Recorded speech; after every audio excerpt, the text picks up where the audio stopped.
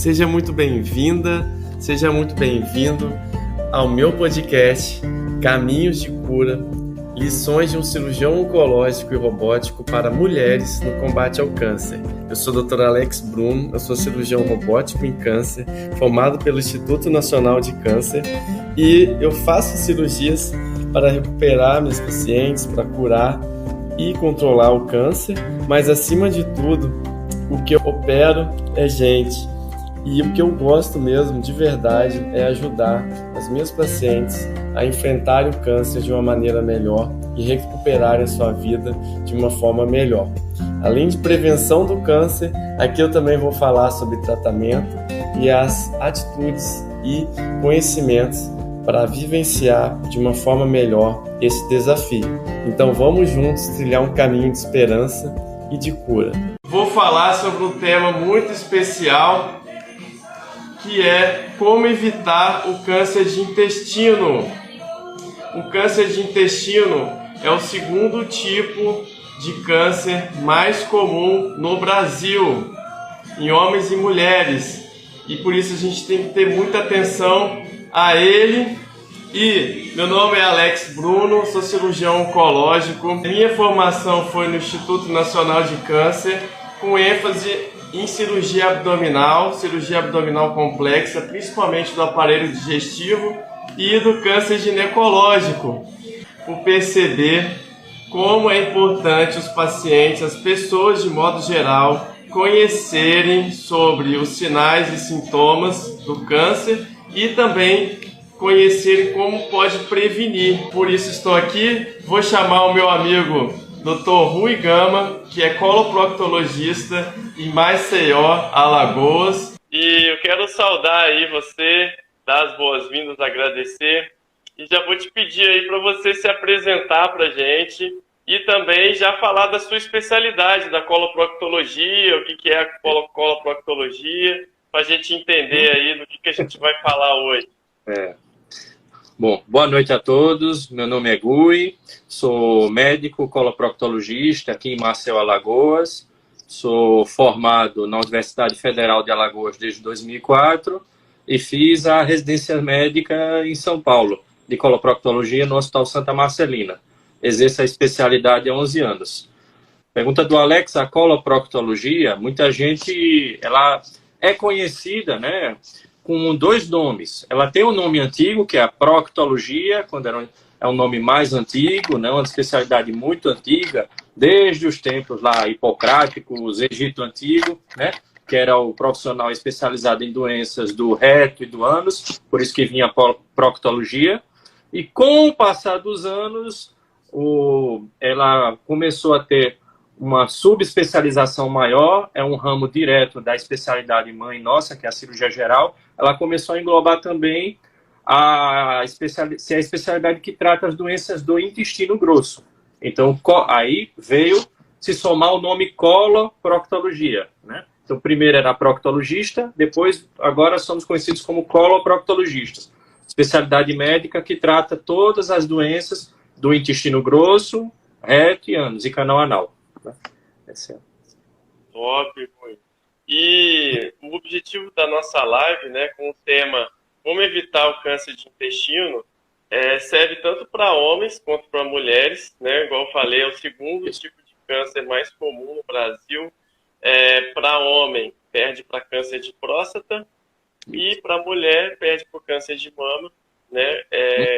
Homens e mulheres somam 40 mil novos casos por ano, segundo as estatísticas do INCA. Essa live, então, serve para qualquer pessoa que quer evitar, ou também aquele que tem algum familiar que teve câncer de intestino e que quer se prevenir também, ou quer entender o tratamento ou o diagnóstico daquele familiar. Então, por isso eu convido vocês a entender um pouco mais de intestino, né? Quando a gente fala em câncer de intestino, na verdade, a gente está se referindo ao câncer do intestino grosso. Então, vou pedir aí para o Gui explicar para a gente o que é o intestino delgado, o intestino fino e o intestino grosso, e o reto, né, e o ânus, a porção final, para a gente todo mundo se situar aqui na live. Perfeito. Anatomia básica, né? O intestino fino é o primeiro segmento do tubo digestivo depois do estômago nosso. Nós temos o estômago, o duodeno, né? E depois nós temos cerca de 2,70 metros a 3 metros, variando de pessoa para pessoa, de intestino fino, onde é feita a absorção inicial dos alimentos, onde desembocam as secreções do corpo, do pâncreas, do fígado, da vesícula, né? Onde se processa a primeira digestão e já um pouco de absorção dos nutrientes, e depois ele é seguido de 1,50 metros do intestino grosso, que tem a função final de absorver alguns nutrientes no segmento primário, no primeiro segmento desse intestino, que é do lado direito do intestino grosso, a absorção de água e a formação do bolo fecal e a eliminação, né, das fezes, do produto final da digestão, né? E ele termina no reto e no ânus, né, que é o final. Perfeito. Os casos de câncer de intestino, eles estão concentrados, em 90% dos casos, em pessoas acima de 50 anos. Nos últimos anos, tem o processo da modernização, né, da vida moderna. Existe uma incidência ainda maior, cada vez mais, em pessoas com menos de 50 anos. Então, medidas de prevenção, há alguns anos, já estão bem mais organizadas em países mais desenvolvidos que o nosso, do ponto que mesmo o câncer de intestino, né, de cólon e reto, como o Gui falou, ser a segunda maior causa de morte por câncer em países como os Estados Unidos, nos últimos 15 anos, a cada ano, estão se conseguindo diminuir a incidência de câncer de cólon e reto em 3 a 4%. Então, a cada ano, nos últimos 15 anos, tem se mostrado nos Estados Unidos, em países da Europa, uma redução baseadas em medidas de divulgação, de prevenção, né, do câncer e também de medidas do rastreamento e tratamento das lesões pré-malignas. Então, nossa missão hoje é importantíssima, porque essa informação serve para qualquer pessoa, Gui. E vou pedir para você falar, então, a gente vai começar a falar de prevenção, dos fatores de risco para o câncer de intestino. Perfeito, Alex. Eu falo, Alex, que eu comemoro toda vez que eu vejo um pedido de colonoscopia de um geriatra, de um ginecologista, do endocrinologista, do médico de família. Eu já vi até de radiologista. Esse é o que eu comemoro mais. Porque aos poucos vai entrando na mente das pessoas a questão da prevenção do câncer de intestino, né? Como você falou, é o terceiro mais frequente, né? Complementar uma estatística sua, no mundo, são mais de 900 mil casos por ano, né? É uma incidência muito grande e as ações de prevenção têm diminuído cada vez mais, né? A incidência, né? O aparecimento deles e também a detecção num estágio bem inicial, bem precoce, onde o tratamento, a chance de cura é altíssima, né? O câncer de intestino, os fatores de risco principais, né? No câncer, assim, como a gente chama, esporádico, da população geral, não falando daquela população que tem uma predisposição genética, são principalmente os hábitos de vida ocidentalizados, que estão aumentando mais, a alimentação cada vez mais industrializada, a obesidade, a dieta pobre em líquido e pobre em fibra, algo que a gente vê que tem uma relação muito forte, o tabagismo, né? E uma aguinha é bom, o líquido sempre é bom. Toma água. A gente bate muito no líquido. Cadê o líquido? Cadê a fibra? Baixo índice, por exemplo, de atividade física, né? O sedentarismo, e que leva, tudo isso leva à constipação, né? E a permanência maior, por exemplo, de fezes com atividade inflamatória no intestino, que leva à formação de pólipo na pessoa que tem predisposição, e o pólipo é a lesão benigna que, com o passar dos anos, pode, em alguns casos, sofrer a diferenciação para o câncer. Isso aí na população geral. E temos a incidência nas pessoas que têm uma parte hereditária, que herdam certos genes de família, né, do lado paterno e materno, que aumentam em muito essa predisposição. Mas são casos mais isolados. A maior parte da incidência do câncer de intestino é o esporádico. É o que pode acometer qualquer pessoa. E é esse que a gente foca a prevenção, né? As medidas. Muito bom. E essas medidas, né, até para as pessoas que têm a predisposição hereditária, né, dependendo da predisposição, eu sempre falo, até nesses pacientes, se eles tiverem hábitos de vida bons, se atentarem para evitar o tabagismo, o etilismo, a obesidade, sedentarismo, né, ingerir fibras, água, ele vai estar também evitando o câncer, né? E ainda mais, vai estar evitando doenças cardiovasculares, outros tipos de câncer, né? Então, uma coisa geral. E, Gui, você tocou num assunto que eu acho que todo mundo aí pode ter uma dúvida, e é uma condição que é muito tratada pelo coloproctologista, que é a constipação intestinal. Você poderia falar um pouco sobre a constipação intestinal, por que é importante a gente dar atenção para uma constipação intestinal? A constipação intestinal tem uma grande incidência hoje no mundo moderno. As pessoas estão com a vida cada vez mais corrida, como eu falei, dieta pobre em líquido, pobre em fibras, né? Várias atividades profissionais, por exemplo, que não existia no passado, hoje existe atividade de computador, de ficar muito o dia todo sentado, né? As pessoas não arrumam tempo para atividade física, isso vai nas pessoas que já têm um mínimo de predisposição, deixando elas com trânsito intestinal reduzido, né? Trânsito intestinal reduzido, pacientes passam vários dias sem esvaziar o intestino, né? E às vezes com aquela dieta pobre em líquido, pobre em fibra, como eu falei, se a pessoa tem uma predisposição de desenvolver o pólipo benigno, a lesão benigna do intestino, com a constipação isso vai se acentuando, porque vai havendo acúmulo de fezes, elas vão interagindo com as bactérias da mucosa do intestino e podem, com o tempo, surgir esses pólipos benignos. E a partir, se a pessoa tem alguma tendência genética, um pólipo desse pode sofrer uma tendência de malignizar lá na frente. Então, assim, é prevenção também tratar a constipação, principalmente nas populações de cidades grandes, né? É outro foco na prevenção, outro braço da prevenção, né? Principalmente nos pacientes muito jovens. Começar principalmente com jovens, 20, 30 anos, que a gente pega muito constipado, né, no consultório. Muito bem, pô, muito top. E alguém que está ouvindo a gente aí também pode estar perguntando, qual que é o normal de uma pessoa ir no banheiro para evacuar? Qual que é o normal? O pessoal chega muito no consultório perguntando, não, normal é todo dia. Eu digo, não. Existe um conceito que esse é o normal, mas a pessoa pode ir uma vez a cada 2 dias até 3 dias, mas se a pessoa não tem dificuldade para ir no banheiro, não tem ressecamento, não tem a sensação de que foi uma evacuação incompleta, não tem sintomas como dor abdominal, distensão, essa pessoa não é constipada. Já a pessoa, mesmo indo todo dia no banheiro e que tem esses sintomas, né, evacua aquelas fezezinhas bem endurecidas, pequenininhas, tem a sensação que foi incompleto, né, tem dor, tem distensão, tem dificuldade evacuatória, a gente chama na medicina de critérios de Roma, né, de constipação. Essa pessoa, mesmo todo dia indo no banheiro, com toda essa dificuldade, para nós, especialistas, ela é um constipado. Então, tudo é identificar o padrão que a pessoa tem no consultório e corrigir, né? Não é esse mito de ser todos os dias, né? E procurar um especialista, né, Rui? Sempre. Tira a qualidade de vida da gente, né? Isso aí tem que estar no manejo, né? Com o médico e, por que não, com o auxílio do nutricionista, né? Quando a pessoa precisa, né? Com certeza. Em relação ao câncer de intestino, ele está fortemente correlacionado aos hábitos de vida, como a gente está falando. Tem um trabalho feito na USP que, mais ou menos, no Brasil, 12% dos casos de câncer de intestino estão diretamente ligados à obesidade.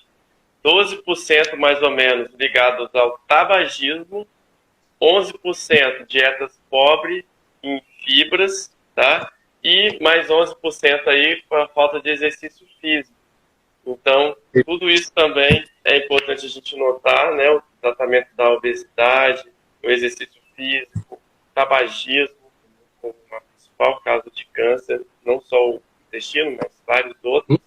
Então, Rui, existem alguns hábitos, né, que a pessoa pode, igual você falou, né, que a pessoa pode ter, né, e adquirir para evitar o câncer de intestino, que é aumentar a ingestão de fibras, como é que você falou, água, evitar o sedentarismo, a atividade física, fazer o que você gosta, cuidar do seu peso, tratar um diabetes. É muito importante também evitar carne vermelha. Então, a carne vermelha, existe uma quantidade indicada, né? O Instituto Nacional de Câncer também indica nas cartilhas dele de prevenção de câncer de intestino, uma quantidade inferior a 500 gramas de carne vermelha por semana. Carne vermelha é boi, bode, porco, cordeiro. Aumentar a ingestão de cálcio, né, comer mais leite, derivados, outras coisas, evitar o álcool, acabar com o tabagismo, aumentar a ingestão de frutas. E você vê isso nos seus pacientes, trabalhando essa questão. Como que você vê esses hábitos aí, quando você está tratando constipação, por exemplo, ou está orientando? Como é fácil ou difícil alguém que você cuida adquirir esses novos hábitos aí? O que você vê? Na verdade é dificílimo, Alex. Todo mundo vem querendo aquele remédio mágico. Eu vim para o senhor mudar o laxante porque eu estou usando aquele laxante antigo e não funciona. E todo mundo quer chegar, contar a historinha e sair com a receita. E a gente, com o tempo, vai conversando, vai puxando a pessoa, vai sabendo do dia a dia dela, se faz atividade física, toma líquidos, ingere fibra, o tabagismo. E o desafio do médico é sempre esse, mostrar à pessoa que não é o remédiozinho, sozinho não vai fazer mágica. Que ela vai ter que mudar vários hábitos, se quer que o intestino dela funcione da forma adequada, para prevenir várias doenças no futuro, né? Inclusive doenças intestinais. A gente está falando de câncer de intestino, mas a própria doença dos divertículos no intestino, a pessoa previne ou atenua os sintomas com essa mudança de dieta, de atividade e estilo de vida, né? E mostrar para a pessoa que vai prevenir outras doenças, né?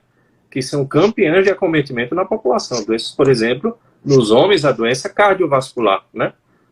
E várias outras doenças. Então, essa questão de começar a colocar a pessoa para se mexer com alguma atividade física, mudar a dieta, né? Diminuir, cessar o tabagismo, começar alguma atividade física que ela goste, né?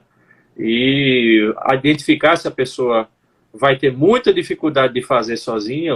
Como eu falei, os outros profissionais estão aí para ajudar nós médicos, né? Os nutricionistas, os educadores físicos, né? Hoje em dia a pessoa não tem o tempo. Existe gente que dá aula, faz consulta online, né? Para a pessoa no final do dia, orientando o cardápio, o outro orientando exercício para fazer em casa mesmo. Hoje em dia não tem desculpa, né? A pessoa que sabe que tem que melhorar, que quer, que está com o médico puxa a orelha, ela tem que ir atrás, né? Não é aquele remédiozinho que vai fazer mágica, né? Sozinho.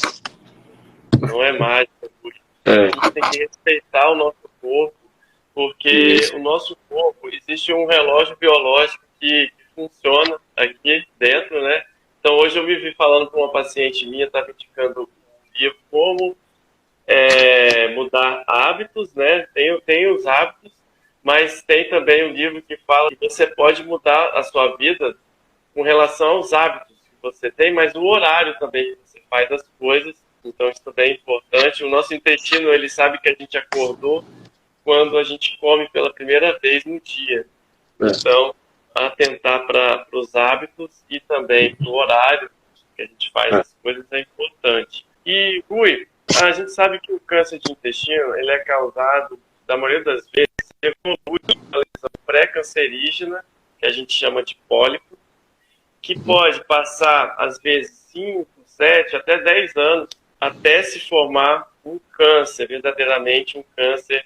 Ele pode ir acumulando mutações naquelas células, elas começam a crescer desordenadamente, mas ainda são benignas, e com o passar dos anos elas podem acumular mutações e se formar um câncer. O câncer ele tem a característica de invadir os tecidos adjacentes ou órgãos adjacentes e de poder dar metástases, ou seja, espalhar, sair da onde ele nasceu. Isso demora anos até formar um câncer. Então, eu queria que você explicasse para a gente, sabendo que a maior parte dos cânceres de intestino são derivados de um pólipo intestinal, eu queria que você explicasse para nós o que é o pólipo intestinal e qual que é essa oportunidade que a gente tem com o exame de colonoscopia de tratar essas lesões de maneira mais simples que uma cirurgia. Tem várias formas de a gente explicar isso para o paciente, né? O pólipo é uma lesão pequena, é uma lesão benigna que surge na mucosa do intestino. Ele geralmente começa a surgir na grande maioria das vezes a partir dos 50 anos, mas como a gente conversou aqui no início, cada vez mais está aparecendo em gente mais jovem, por esses comentou aqui também, né? As pessoas estão com vida corrida, alimentação mal, cada vez mais a gente tem pego pólipos em pacientes mais jovens, né? Tanto que a idade de rastreamento, por exemplo, nos Estados Unidos, era para geralmente começar o exame preventivo, que é a colonoscopia, aos 50 anos. Muitas sociedades já baixaram para 45 anos. E muitas vezes você está fazendo o exame 45 anos e pega uma lesão dessa já crescida. O pólipo na fase inicial, ele é minúsculo, é de 1 milímetro, 2 milímetros, né? E a gente descreve ele como uma lesão pequena, um nódulo. Às vezes a gente fala até que é uma verruga do intestino para o paciente.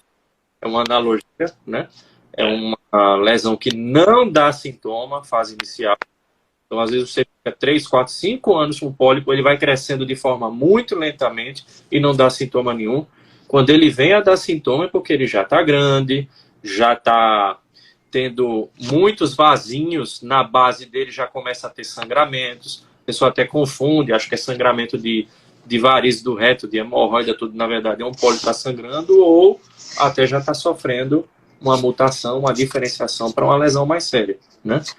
E a colonoscopia entra, né, nessa parte aí. Ela é o exame mais preciso até o momento que identifica essas lesões pequenas, esses pólipos, e no próprio exame identificando, a maioria das vezes a gente consegue já remover na hora do exame. Faz a prevenção de verdade, né?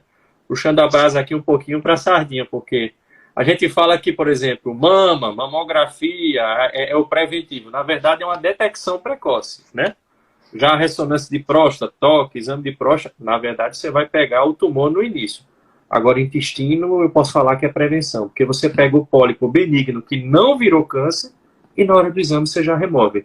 Eu posso falar que é uma prevenção de verdade, né? Você evita o câncer. Quem faz colonoscopia, probabilidade ínfima de ter um câncer no intestino, ínfima mesmo. Quem faz a prevenção. Incrível, incrível. E o câncer, ele, quanto diagnosticado no início, menores são as sequelas do tratamento e maiores são as chances de cura. Por isso é tão importante o rastreamento. É importante saber que, mesmo assim, pólipos são assintomáticos, eles não causam sintomas na maioria das vezes. Até o câncer inicial pode ser, no início, também assintomático. E realmente uma colonoscopia feita de rastreamento, ela pode detectar uma lesão que não é sintomática ainda. Então, o exame de rastreamento, ele serve para detectar o câncer ou pré-câncer numa fase em que a doença ainda é pré-maligna, né? Não surgiu câncer ainda, e ela não tem sintomas. Então, por isso que chama exame de rastreamento. Isso. O exame diagnóstico, ele é feito quando tem um sintoma, e aí a gente faz o exame baseado no sintoma para procurar a doença e achar e tratar. Né, Luiz? Então, hoje no Brasil, né, falando de rastreamento do câncer de intestino, para todo mundo aqui ficar ligado, você poderia repetir para a gente, nas pessoas de população geral e nas pessoas que têm histórico familiar de câncer, qual é a idade que a pessoa precisa começar a fazer colonoscopia? E antes disso, explica para a gente o que é colonoscopia. Perfeito. A colonoscopia, Alex, é um exame endoscópico, é semelhante à endoscopia alta, que todo mundo fala, o famoso exame da borracha. É um exame onde nós introduzimos uma fibra óptica revestida por borracha, né, pelo reto, pelo ânus, e percorremos todo o intestino grosso. Inclusive, conseguimos chegar até 20 centímetros ainda do final do intestino fino. Nós percorremos todo o intestino com uma imagem, né, num televisor, num monitor de alta resolução. Né? O paciente faz o exame sob anestesia. Hoje em dia, geralmente, nos locais, tem um colega médico anestesista com a gente. Na verdade, é uma anestesia. Na verdade, é uma sedação leve. É semelhante à de endoscopia. O paciente fechou o olho para ele, abriu, acabou o exame, né? É uma sedação, é um exame quando ele é diagnóstico, dura de 15 a 20 minutos. A diferença da endoscopia, por exemplo, a simples endoscopia que muita gente faz o tempo do exame é maior, Endoscopia 2, 3 minutos, a colonoscopia entre 15 e 20, geralmente, quando é só diagnóstica, e tem que se fazer um preparo do intestino, né? Fazer uma dieta na véspera, tomar algumas substâncias laxantes, né? Para limpar todo o intestino grosso, para permitir que o médico visualize todo o intestino e tenha um exame de uma qualidade boa, onde todo o intestino é visualizado e seja detectado ou não nenhum pólipo. Grande maioria das vezes, na prevenção, temos muitos exames normais, né? Ou pólipos bem no início e retirados na hora do exame. E eu já fiz colonoscopia, né? Tipo, tem tempo que eu fiz, mas eu estava com sintomas intestinais, o médico resolveu pedir. E realmente o que eu mais tinha medo era do preparo. Então, alguém que nunca fez colonoscopia pode ficar com medo do preparo. Mas é tão bem explicadinho lá, né, como que faz. E acho que é só o medo do principiante, daquela pessoa que nunca fez. Mas realmente eu não senti nada. Eu, igual você falou, eu dormi e acordei, já tinha acabado. Foi feito com anestesista, né? Importante, né? Aumenta a segurança, né? E deu normal. Normal, ótimo. Tirou a dúvida, tirou da cabeça, né? Tirei a dúvida. Muita gente tem alguns históricos familiares, né? E vem muito para tirar a dúvida, vem com o exame solicitado do outro médico, às vezes a gente termina acatando a sugestão do colega, fazendo, né? Até para a pessoa ficar tranquila, né? A pessoa vai no Dr. Google, vê os casos sérios lá que o Dr. Google mostra, né? É aquela pessoa que só vai sossegar realmente se fazer, a gente foge um pouquinho do fluxograma normal e termina fazendo. Fiquei devendo de falar das indicações aí. A gente começou a falar do exame, né? A indicação em pessoas assintomáticas, que não tem sintoma nenhum, então é o exame de rastreamento, o exame preventivo, ainda é a nível de Brasil aos 50 anos, né? Nos serviços, nos hospitais públicos, né? Nos serviços acadêmicos ainda se segue aos 50 anos, mas cada vez mais, às vezes na iniciativa privada, está se já abaixando a idade, seguindo já a orientação das sociedades americanas. Eu, inclusive, já sigo as sociedades americanas aos 45 anos, a depender do histórico, do sintoma, já está solicitando a pessoa, né? E se a pessoa tem algum histórico forte familiar, pai, mãe ou irmão com câncer de intestino, ou principalmente histórico de pólipos, né? Pessoa que tem, por exemplo, parente de primeiro grau com múltiplos pólipos, a gente geralmente faz ou aos 40 anos ou 10 anos antes do caso familiar. Por exemplo, você tem um pai ou uma mãe que teve câncer de intestino aos 50 anos, aos 40, você já tem indicação de fazer, mesmo assintomático, né? Essas são as indicações básicas. E nas síndromes genéticas, né, que são coisas mais raras, existe um protocolo para se rastrear cada vez mais cedo. Tem síndrome genética, por exemplo, que já considera a polipose, a gente pode falar depois, que já aos 20 anos já tem indicação de começar. Quando uma pessoa tem um gene fortíssimo familiar, né? E é isso, a prevenção cada vez mais cedo, né? Top. Você já falou aí, realmente, qualquer pessoa pode fazer a colonoscopia, como você falou, né? Tem alguma indicação, né, médica? Existe alguma situação que você fala, não, aqui eu acho melhor não fazer a colonoscopia? Quando a pessoa tem, às vezes, alguma... idade, isso. Tem várias doenças associadas, né? Já fez colonoscopia, por exemplo, aos 80 anos, deu normal, tá com 85 e teve vários episódios na vida, AVC, alguma coisa que realmente que contraindique, né, o exame sob anestesia, né?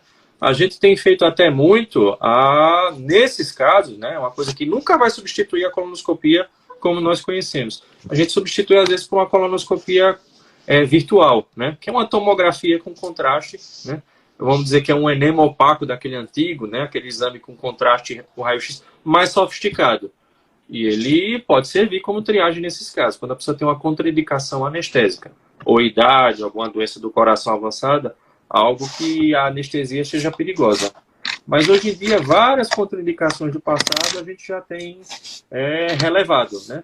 Porque evoluiu a sedação, o processo anestésico está cada vez mais seguro, né? A pessoa às vezes tem alguma contraindicação a certos tipos de preparo. Existem preparos menos agressivos para o intestino, né?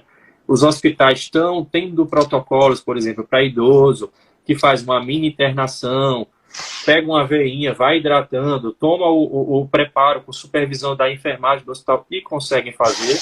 Eu já consegui fazer colonoscopia em paciente de 90 anos, mas bem de saúde, né? E tinha pólipo, né? E foi retirado. Então, assim, as contraindicações, várias contraindicações a gente chama absolutas, hoje em dia são cada vez mais relativas. A gente tem conseguido rastrear bem, né? Legal. E aquela pessoa, então, que aos 50 anos, no exemplo que você deu, fez a colonoscopia, ela não tem histórico familiar, ela veio normal, quando que ela repete? Os protocolos, tem protocolo que fala até em 10 anos, né, de sociedade americana. Aqui a Sociedade Brasileira de Endoscopia, a gente já tem repetido geralmente com 5 anos, a cada 5 anos, né? Mas tem protocolo que fala que você pode aguardar 10 anos para repetir, né? Mas às vezes o próprio paciente não aceita muito, ele quer voltar antes para fazer, né? E a gente orienta direitinho e a cada 5 anos eu estou fazendo, né? Quando o exame dá normal, né? Ou até mesmo quando dá presença de um pólipo único, totalmente benigno, ou pólipo inflamatório, é 5 anos, né? Em outros casos, a gente, a depender do caso familiar, se achou pólipo grande, se o pólipo tinha algumas alterações, o pólipo foi retirado, a gente repete um pouco antes, né? Ou histórico familiar forte, né? Tem vários protocolos médicos, né? A gente vai adaptando caso a caso também, né? Dependendo do tipo do caso do paciente que a gente, né? Em que caso a história do paciente que a gente atende se enquadra, né? Para quando vai repetir. Mas geralmente é 5 anos. Ótimo. E Gui, alguém que está preocupado, quer fazer uma colonoscopia, ela pode ir direto no coloproctologista fazer uma consulta médica e perguntar se ele já pode fazer a colono, como é que pode ser? Pode sim. Geralmente os profissionais inicialmente que a pessoa procura são o gastroenterologista, né? Tem muitos gastroenterologistas que fazem, além da endoscopia alta, a colonoscopia, tem essa formação endoscópica, né? Ou o coloproctologista, né? Que é o profissional que vai tratar mais globalmente, vamos dizer, da parte do intestino grosso, né? E tem pessoas que vêm só por ouvir falar da prevenção, né?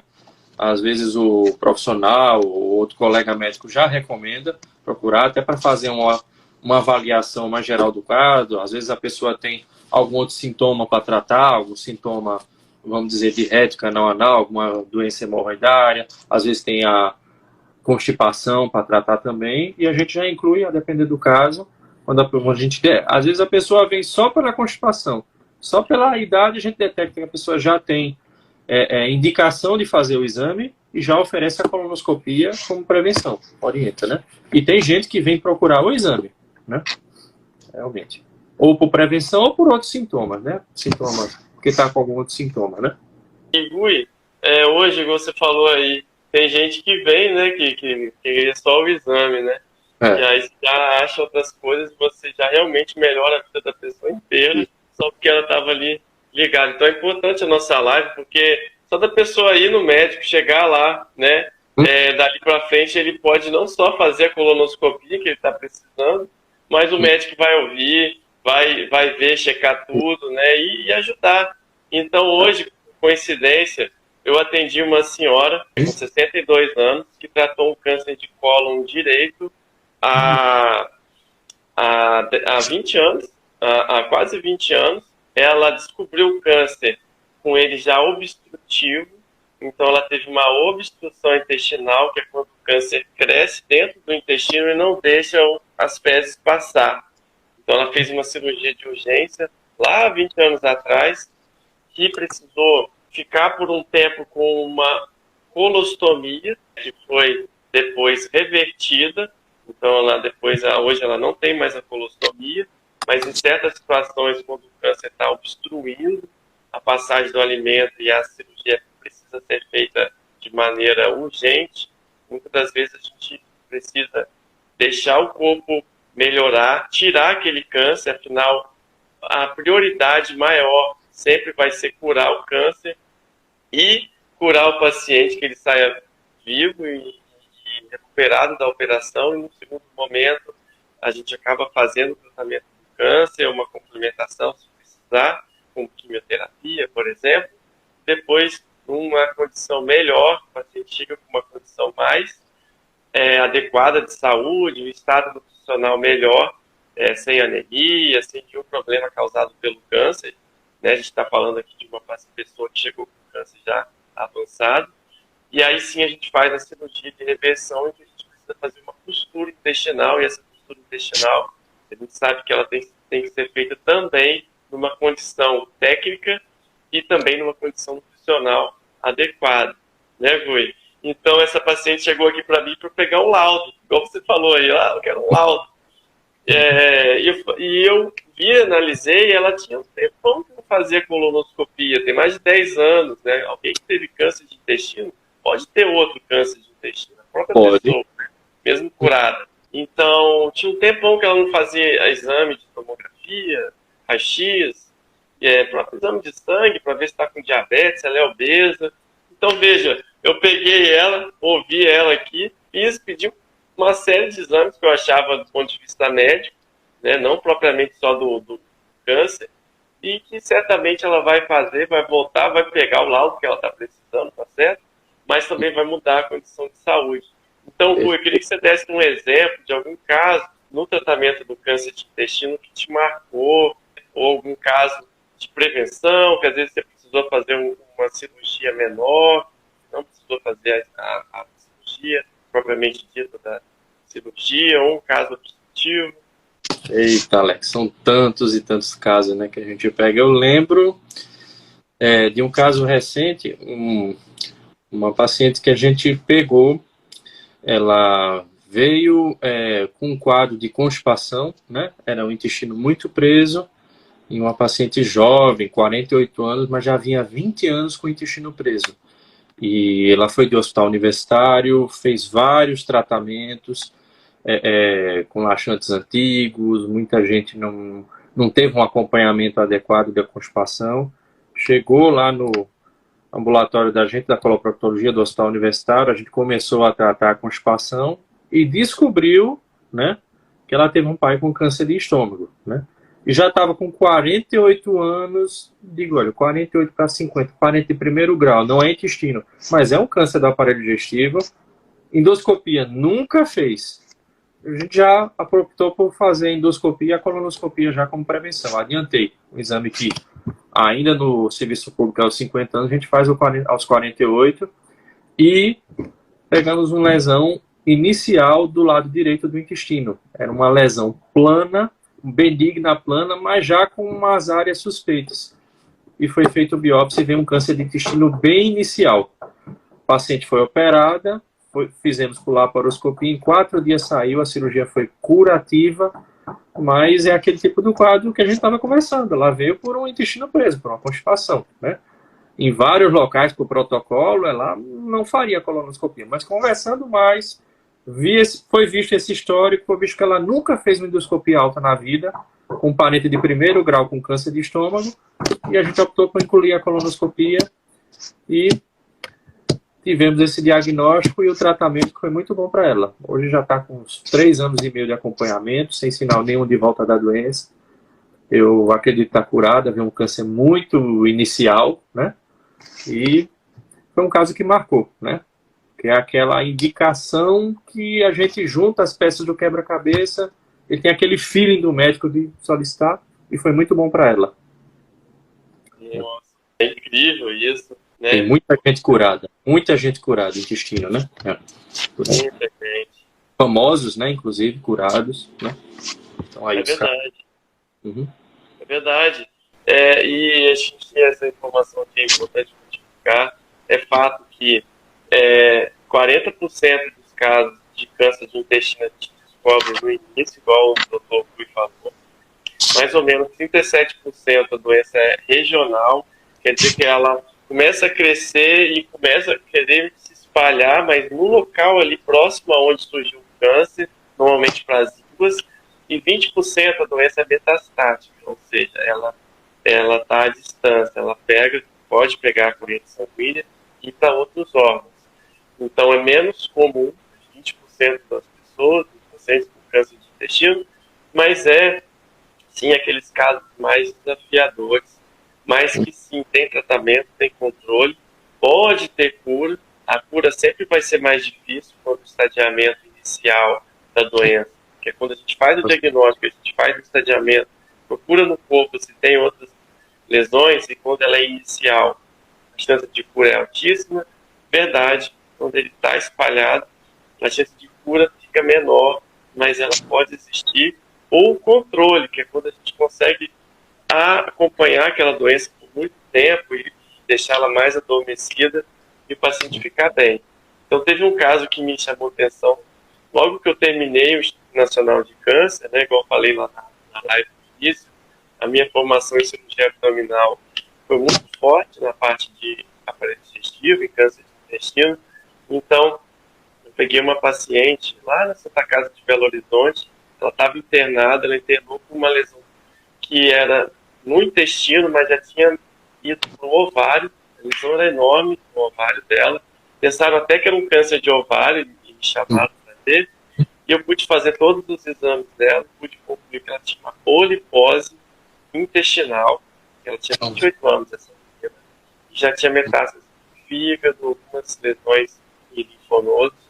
Eu fiz uma cirurgia nela, tirei o cólon dela inteiro, o intestino inteiro no reto, e o câncer, que ela tinha um câncer inicial nesse tal desse intestino dela, cheio de pólipos, e tirei o ovário, tirei umas ínguas, e depois ela fez quimioterapia para tentar diminuir as lesões do fígado, e depois, no segundo tempo, até operar. E, felizmente, eu pude fazer uma pesquisa nos parentes e detectei que o irmão dela, com 40 anos, tinha essa polipose. Então, eu fiz uma cirurgia profilática nesse irmão dela, tirei o intestino inteiro, que a gente chama de colectomia total, o bolso ideal. Então, a gente acaba colocando o intestino fino lá no ânus. Tem várias técnicas, né, para melhorar a qualidade de vida do paciente, mas o principal é que a chance de câncer de intestino praticamente reduz aí a zero. Então, eu queria que você falasse, então, Gui, da polipose e da síndrome de Lynch aí, mais comum. Como eu falei, felizmente, a grande maioria dos cânceres de intestino, 94, 95, 96% é o esporádico. É o que pode acometer qualquer pessoa que não tem predisposição de gene nenhum, e por vários fatores que a gente conversou, obesidade, tabagismo, sedentarismo, desenvolve um pólipo esporadicamente, e esse pólipo vai crescendo e lá na frente ele se torna um câncer. Mas existem pessoas que têm uma condição genética, alguma mutação de gene familiar, e essa mutação predispõe a desenvolver numa idade bem mais cedo, né, esses tipos de câncer. Existe, como o Alex falou, você falou, a síndrome de Lynch, né, que a pessoa pode ter um padrão geralmente familiar de câncer não só no intestino. Às vezes é aquele paciente que chega, olha, eu tenho a avó com câncer de ovário, mãe com câncer de mama, um tia com câncer de estômago, né? E já tem um histórico de bisavó, também morreu de uma doença, mas falaram que é câncer e não achei. Você já liga o sinal de alerta, né?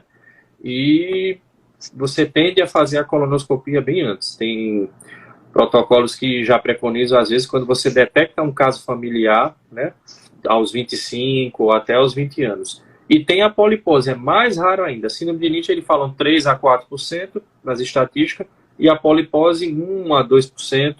Tem locais que a incidência é até menor. A polipose, você tem uma mutação, né, que a gente chama de genética mutação dominante, a chance de passar altíssima para um descendente, né, de desenvolver vários pólipos no intestino já a partir dos 12, 15 anos. A gente pega um paciente que tem, às vezes, uma família com polipose, às vezes faz uma colonoscopia bem cedo, aos 12, aos 15 anos.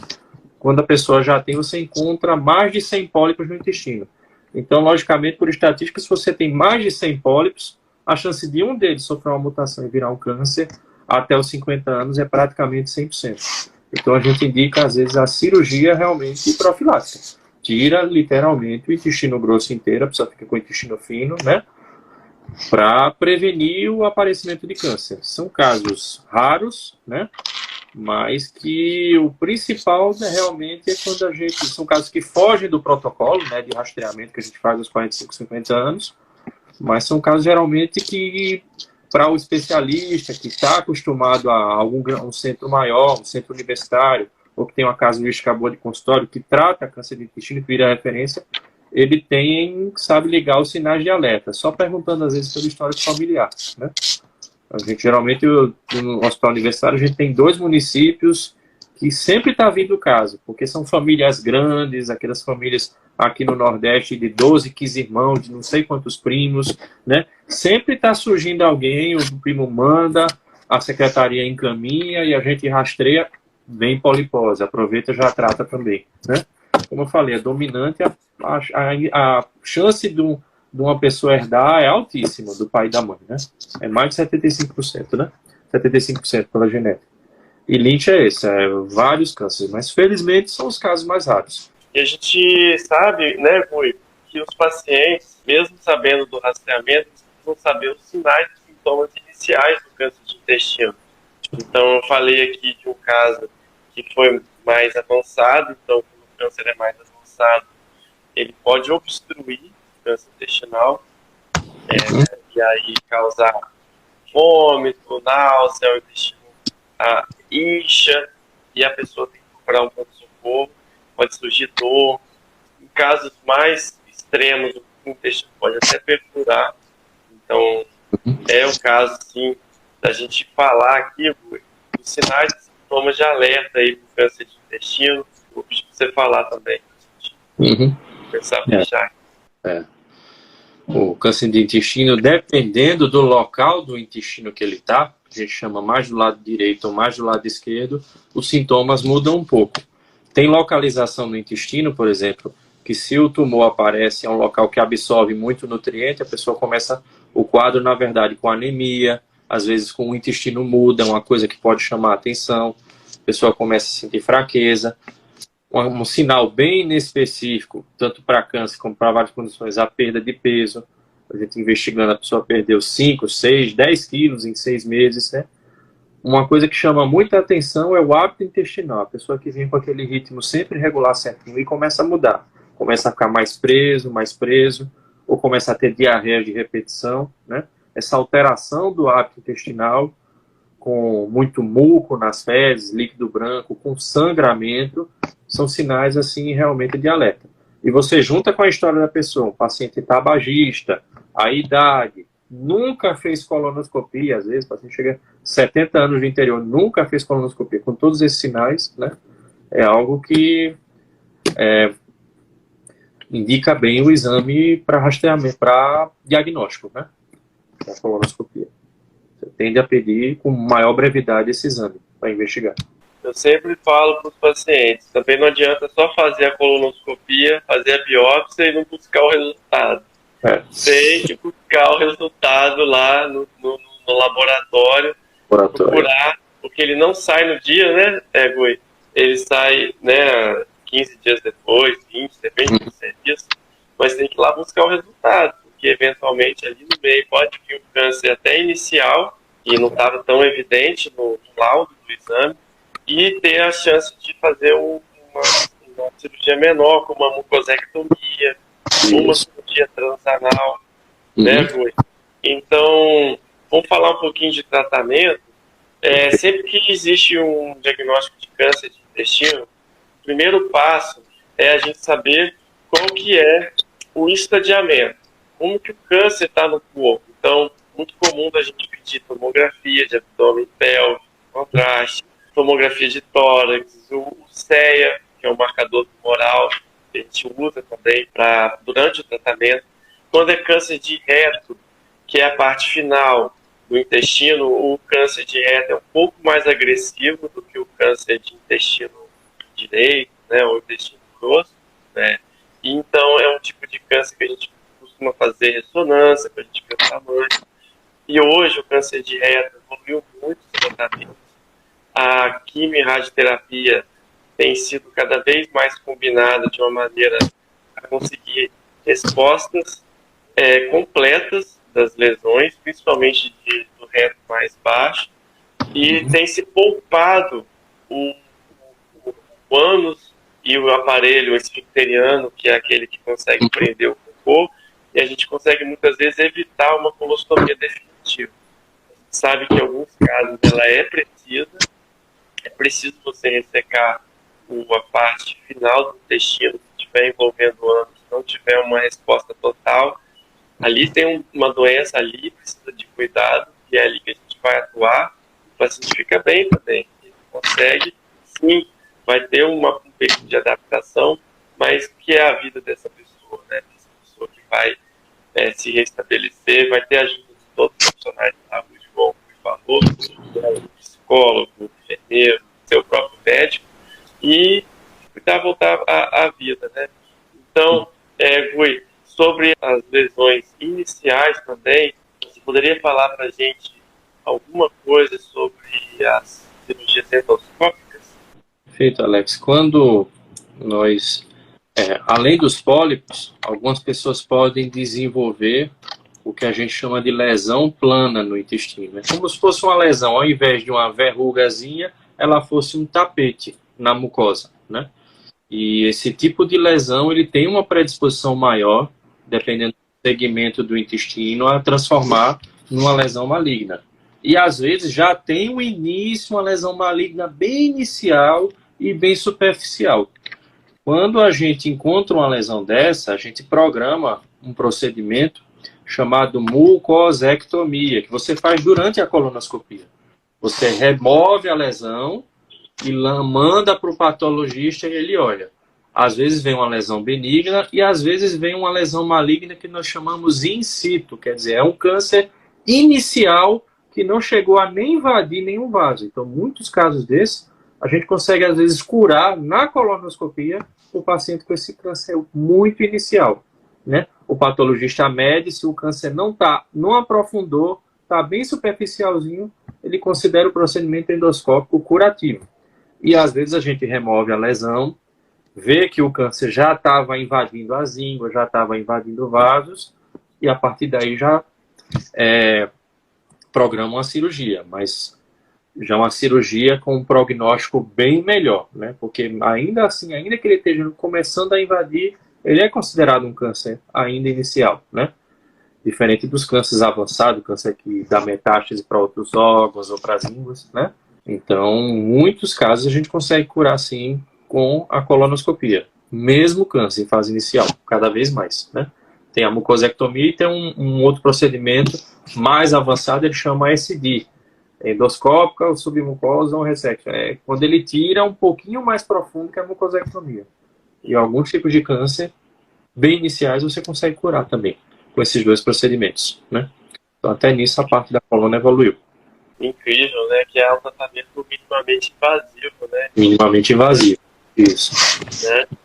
Que antes gerava uma internação grande, né? Um risco até, né? Com pacientes não é mais necessário. E aquele que precisa não vai ficar triste também. Tem tratamento, tem cura, tem cirurgia menos agressiva. Então, existe tratamento convencional, a cirurgia aberta e a laparoscopia, a cirurgia minimamente invasiva, a cirurgia com robótica também. Robótica, isso. A gente está conseguindo trazer para o paciente menos agressão e um resultado melhor. Então, Gui, eu acho que tem umas perguntas aqui, meu amigo. Deixa eu ver aqui se tem alguém que falou aqui. Ah, pergunta para você. Hemorroida pode virar câncer? Não, não vira câncer, hemorroida, né? As pessoas falam que se a hemorroida ficar muitos anos, né? Que se tiver sangramento, não tiver tratamento. Muita gente pergunta isso no consultório, não. São doenças totalmente diferentes. Hemorroida é um plexo venoso, é uma varize do final do ânus, né? Tem vários tipos de tratamento, inclusive a cirurgia, mas não vira câncer. O que ocorre é que por aí, pelo interior, às vezes, pacientes procuram, né? Vão em médicos que não têm a especialidade e eles começam a encaminhar tudo como se fosse hemorroida. E às vezes a pessoa não tem hemorroida. Tem um câncer de canal anal em fase inicial e é encaminhado como hemorroida. E aí vem a história, que é uma hemorroida que virou câncer. Mas não, já era um câncer do final do ânus inicial e não era uma hemorroida, né? Mas hemorroida não vira câncer, não. Obrigado aí pelo esclarecimento. E essa história que você falou aí não é boa não, porque como a pessoa fica achando que é hemorroida, ela não procura o médico, né? E quando Exato. chega pra gente, tá mais difícil de tratar. É encaminhado como hemorroida, o encaminhamento demora aí para o especialista, né? Às vezes o especialista não tem na cidade dela, o coloproctologista é longe, ela procrastina, vai usando pomada, tudo, e o que ela tem não é uma hemorroida, é uma lesão maligna. Agora é relativamente comum esse de hoje para falar. Não fique subestimando. Também não é para ficar achando que tudo vai ser câncer, não é. Mas se cuida, né? Vai no médico. Tira essa dúvida da cabeça, né? Isso. E a pessoa sem hemorroida, ela vai viver melhor, não é, Rui? Perfeito. Com tratamento adequado, né? Ela vive bem melhor, porque também é uma doença que tira muita qualidade de vida da pessoa, né? Doença hemorroida. Só quem tem, quem sabe, né? Vamos lá. Quem tem intestino inflamado pode causar câncer? Vamos lá, não sei o que ele perguntou como intestino inflamado, é assim, existem as doenças inflamatórias intestinais, que as mais comuns são a retocolite e a doença de Crohn. Em comparação com a população geral, e se você não faz tratamento nenhum, se você tem um quadro de retocolite Crohn e não faz tratamento, não está em acompanhamento com o especialista, como o intestino é constantemente inflamado, a tendência de desenvolver pólipos inflamatórios e de tirar câncer é um pouco maior, mas não quer dizer que vai virar. Mas se a pessoa tem um acompanhamento adequado, a doença está bem controlada, ela vira igual a uma pressão alta, um diabetes, uma doença de tireoide comum, praticamente a chance é a mesma de qualquer pessoa da população desenvolver policâncer. Se você está com controle da retocolite do Crohn, é praticamente a mesma probabilidade que você tem numa pessoa normal. E geralmente é um paciente que faz mais colonoscopias, então a chance, às vezes, quando ele está em acompanhamento, a chance é até menor, né, de ter um câncer. E se achar, vai tratar mais rápido. Se você dar suas últimas considerações, te agradecer, né, a sua participação, generosidade. Eu que agradeço muito, Alex. É uma satisfação muito grande estar falando sobre algo que eu gosto, é um tema que é do meu dia a dia, né? Que envolve a minha especialidade, é um dos meus focos profissionais, né? Como a gente fala, dos meus nichos de atuação, que é a prevenção, é uma área que eu abraço muito, prevenções de doença do intestino, né? É uma satisfação muito grande colaborar com você, difundir essa informação para cada vez mais pessoas e difundir a cultura da prevenção, né? Com as pessoas, com os colegas especialistas e com a sociedade em geral, para a gente diminuir cada vez mais a incidência dessa doença, né? E, por tabela, contribuir com os hábitos mais saudáveis, né? Para uma maior qualidade de vida das pessoas, né? Agradecido. Então, meu amigo, um grande abraço. A todos que estão aí também, obrigado e um grande abraço. Fiquem com Deus.